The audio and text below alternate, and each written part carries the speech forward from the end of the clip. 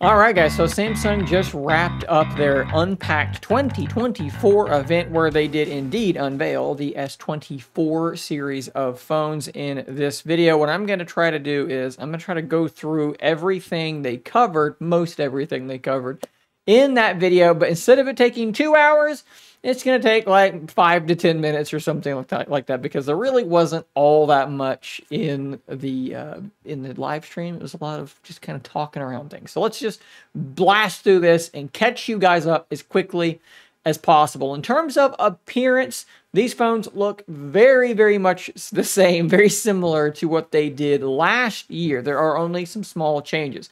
One of the biggest things you're going to notice is the fact that the frames are indeed much, much flatter. I've seen many people saying that they look very much like an iPhone in that regard, identical to an iPhone, I've even actually heard. Now, on the Ultra version, you are going to get titanium for that frame, whereas the Standard and the Plus model are going to be sticking with Armor aluminum, although they do say it is a tougher version of Armor aluminum, whatever that indeed does mean. On that Ultra version as well, the different color options you're going to get are going to be matte as well, which I do like a lot. I love matte colors. If you don't, that's a bummer, but I like it, so that is pretty cool. Another cool thing is that these screens are now evidently pretty much completely flat. I've seen people say mostly flat. I've also seen people say they are completely flat. I'm hoping that that is the more accurate way to describe it. Gone are the radical curves around the edge of the device, making screen protectors almost impossible. Hopefully now they are indeed totally flat. 6.2 inches now for the base model, 6.7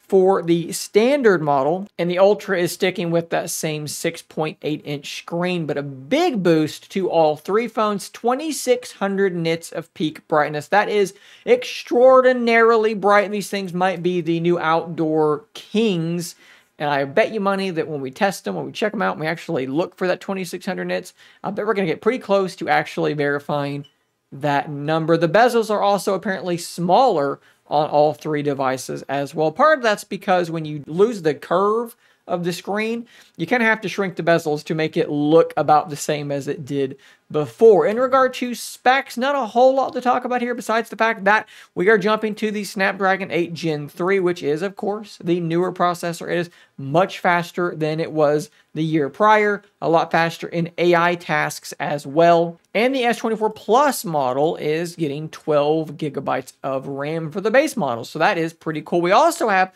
larger batteries in the base and the S24 Plus, which, if I'm not mistaken, 4,000 milliamp hours for the base and 4,900 for the Plus model. The Ultra sticks around at 5,000 milliamp hours. In regard to the cameras, I don't think they said anything about the Standard and the Plus model. We're just going to skip them, I guess, because they kind of skipped them as well. The Ultra is seeing some changes. That 200 megapixel sensor we got, I believe, last year?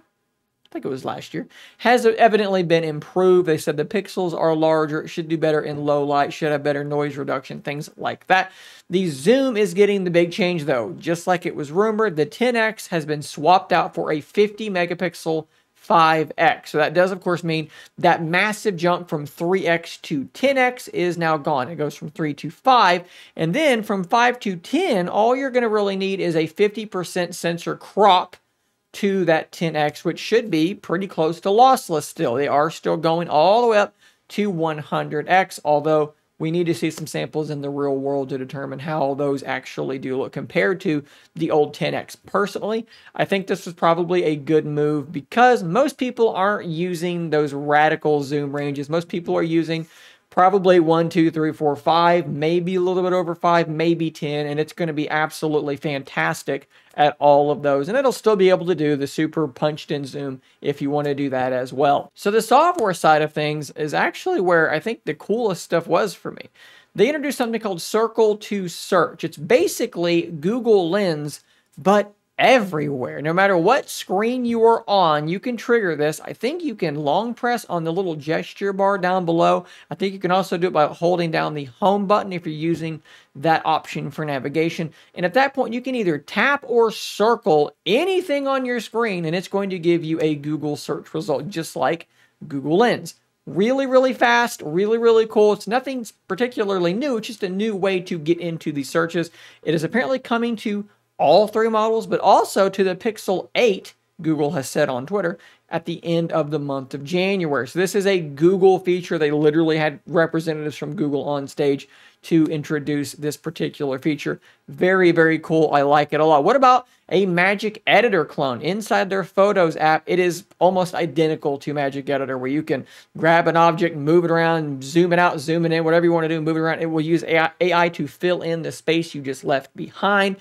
It's Magic Editor. But one cool trick that they've added is they actually took a picture that was kind of askewed and they straightened it out. Well, when you do that, there's data that's missing on those edges. Just like if you instead of zooming into a photo, you zoom out of a photo, there's data that isn't captured around it. Well, it can use AI to fill in that space around it. Really, really cool. Now, when you're doing these things, you're going to put a little star logo AI thing in the corner, a watermark that says this was edited, although a lion-like main commenter on the live stream did point out very quickly what stops you from just using something to erase that as well. And that's absolutely true. It's going to be an honor system type thing for sure. Another app that's getting kind of a Google Pixel treatment is their voice recorder. It is getting straight up Pixel cloned stuff. It's going to be able to tell who's talking. It's going to be able to give you a live transcription, but also summarize that transcription after you're done. It is the Pixel recorder on your Samsung phone.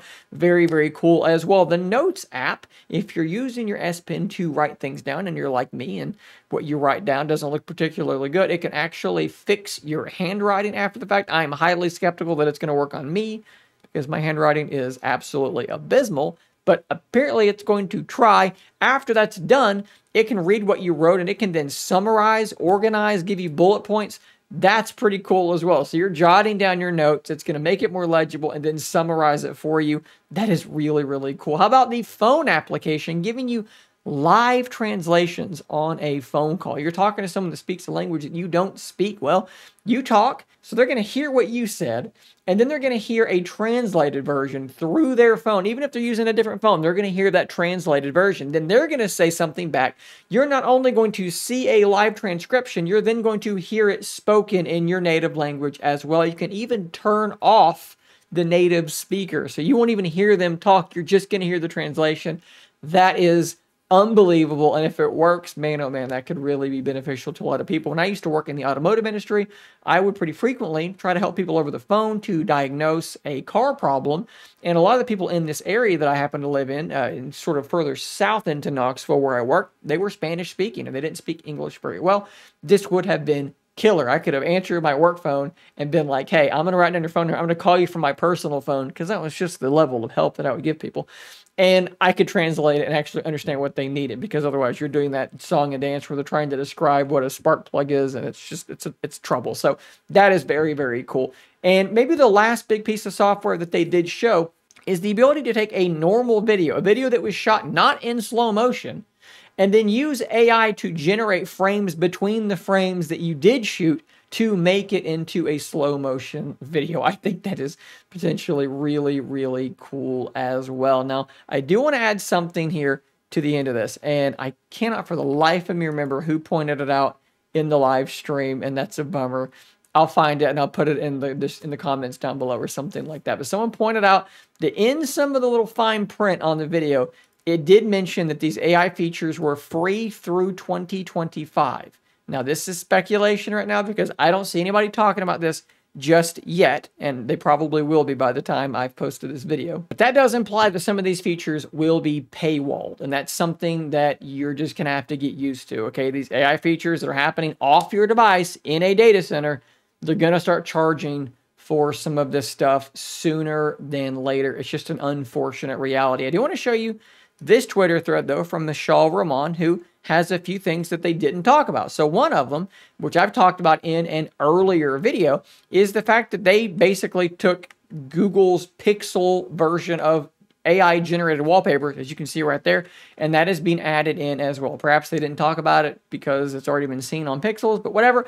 It's cool. I use it. In fact, that's what I made my wallpaper with on my Pixel Fold. That was an AI-generated wallpaper. You're going to be able to do that on your S24 phones as well. I'll drop a link below to this thread in case you want to scroll through it and see some of his sort of first-hand demos, and maybe there'll be some things he posts later on as well. But for now, that's pretty much it, guys. That is what they announced at this Unpacked S24 event. If you were going to purchase one of these phones, if all the stuff you've seen, you were just enthralled by, and you're like, I'm going to go buy one of these S24 phones, please do consider using one of my affiliate links, which is in the description and the pinned comment down below. Samsung, Amazon, Best Buy, wherever you want to go, it's going to be down there, unless, of course, you're going to use a carrier deal, which I totally understand. But if you're going to use one of those other 3 vendors already, please consider using one of my links, because it does help support the channel in a very direct way, and I would very much appreciate that from you. So thanks for watching, guys. Drop some comments down below. What do you think about these new phones? Do they get you excited? What are the coolest things about them? Like I said, hit those comments down below. I'll see you on the next one, and until next time, stay nerdy, my friends.